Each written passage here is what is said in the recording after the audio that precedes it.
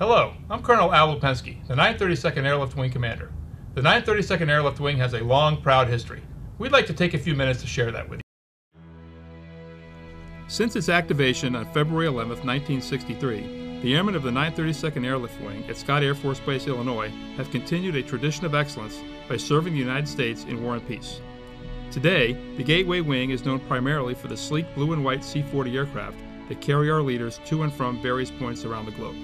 This important mission is only one branch of the 932nd mission whose roots live in the achievements of airmen who came together more than a half a century ago to form the 932nd Troop Carrier Group. The foundation of the 932nd was the 73rd Troop Carrier Squadron. Now known as the 73rd Airlift Squadron, it was activated on February 9, 1943, during the turmoil of World War II. The unit's mission to airlift troops and supplies and equipment into prepared and unprepared landing areas by way of the C-47 Skytrain began at Alliance Army Airfield in Nebraska. The unit eventually came to Scott Air Force Base in 1957 as a reserve unit after being deactivated both in 1946 and 1957 and going through a base relocation to Atterbury Air Force Base, Indiana. The 73rd was a detachment of the 434th Troop Carrier Wing at Bacalar Air Force Base, Indiana, and attached to the 2469th Pilot Training Center at Scott. The unit arrived on the heels of Scott's first shipment of C-119 flying boxcars.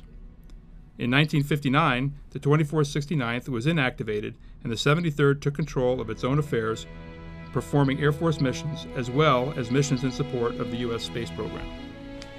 The 73rd's final mission as a distinct unit was a month-long activation during the October 1962 Cuban Missile Crisis, along with 37 other reserve units. In February 1963, the 932nd was activated and continued the 73rd's mission of valiantly flying the C-119 until April 1, 1967, when it was redesignated the 932nd Military Airlift Group and began flying the larger C-124 Globemaster known as Old Shaky. Air crews transported equipment and personnel from Labrador to the Caribbean and many bases in Europe and Vietnam. After only 2 years, the last C-124 left Scott in June 1969, and the 932nd took on a new and different role as an associate unit and was designated an Aeromedical Airlift Group. For the next 34 years, they would fly alongside active duty airmen in the new C-9A Nightingale, airlifting patients throughout the United States. 932nd AAG airmen conducted thousands of missions in the active duty owned aircraft and participated in other events like Operation Homecoming, airlifting former American POWs to U.S. locations after their arrival from Vietnamese prisons in 1975. They also supported the invasion of Panama during Operation Just Cause in 1989. The 1990s brought with it an increased operations tempo at home and abroad. The group's first partial mobilization took place in December 1990, just prior to the First Persian Gulf War. 81% of the group was activated over the next 3 months, with some units whose names are now a part of our past. The 932nd Civil Engineering Squadron supplied firefighters to Scott's Firehouse. The 52nd Aeromedical Patient Staging Squadron sent 96 members to Saudi Arabia. The 13th Contingency Hospital sent 164 airmen to Oman, and others augmented the Scott Air Force Base Hospital. In addition, the 73rd Aeromedical Airlift Squadron, the 73rd Aeromedical Evacuation Squadron, and the 932nd Consolidated Aircraft Maintenance Squadron were activated, with 29% of those mobilized serving in the Middle East. All returned home safely. The decade also saw the 932nd AAG become the 932nd Airlift Wing in October 1994, aligned as it is today under the 4th Air Force.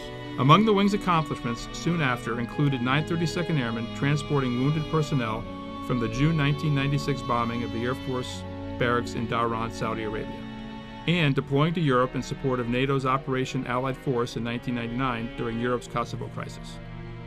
932nd members were also active with humanitarian and other efforts, volunteering to help victims of the Great Mississippi River Flood of 1993, the Grand Forks, North Dakota flood of January 1997, and the effects of Hurricane George in 1998.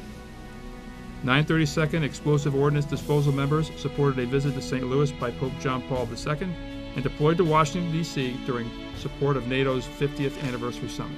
The new millennium brought new challenges that began soon afterwards on September 11, 2001, with the terrorist attacks on the Pentagon and the World Trade Center in New York City.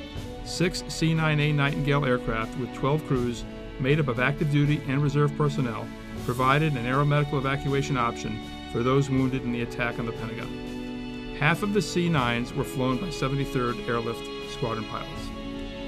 These attacks ushered in a new era for 932nd members as war came to Americans serving in Afghanistan and Iraq. 932nd members were sent and also volunteered to deploy in whatever capacity needed to support operations enduring in Iraqi freedom. They continue to do so today, experiencing success along the way, but the wing experienced loss as well. On December 15, 2009, the unit suffered its first combat loss with the death of Tech Sergeant Anthony Campbell. The EOD specialist with the 932nd Civil Engineer Squadron suffered fatal wounds from an improvised explosive device in Afghanistan. Though struggle and loss happened, the new millennium also saw a new beginning for the 932nd. In 2003, the wing became unit equipped for the first time since 1969 with the arrival of 3 former active duty C-9A Nightingales. But there were questions as to whether the wing would continue. Then in 2005, as the last of the C-9A Nightingales were being retired, a new primary mission came to the wing in the form of flying distinguished visitors in 3 specially equipped and painted C-9C aircraft. The medical professionals, so important to the success of the wing's mission for over 3 decades, would continue that mission on a variety of other aircraft. In 2007, the wing's inventory grew with 3 brand new C-40C distinguished visitor aircraft. Resembling the paint scheme of Air Force One, these pristine aircraft are a symbol of pride for the passengers who travel on them and the crews that maintain and fly them. The last of the C-9Cs retired in 2011, but the 932nd now has a 4th C-40 to carry on its important mission. Since that first C-40C arrived, the wing has continued to grow in mission and prestige. As they did more than 50 years ago, the members of the 932nd Airlift Wing, past and present, bring distinction, professionalism, and pride to not only the Air Force they represent, but also to the nation they serve in war and peace.